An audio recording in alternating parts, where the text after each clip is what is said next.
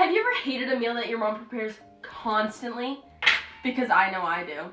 Although I have a strong affection for meat, I genuinely feel bad for the pig for becoming such an unbearably unappetizing food, which happens to be called pork chops.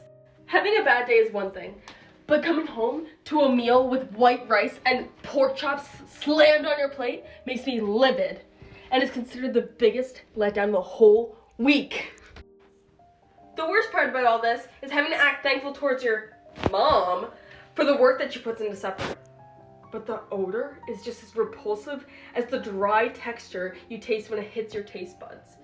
Forgetting how to swallow, it gets to the point where you almost gag.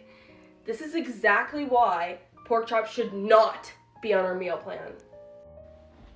And don't you tell me I'm overreacting, or that I should just tell my mother I don't like them, because every time I do, she says this. Well, maybe you'll like them next time. This, my friends, is code word for Googling different sauces to make for your pork chops. First, there's garlic. Second, there's Alfredo.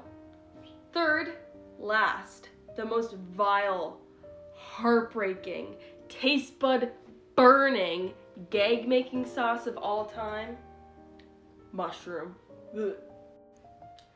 I remember the first and most definitely last day that poor pig's loin was forced from the plate by myself into my stomach, which happened to be the last day I lived a joyful life.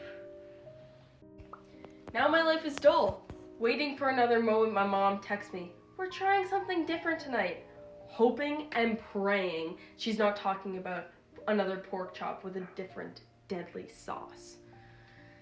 Take this as a wake-up call, mothers out there. Your kids don't like pork chops, and they never will.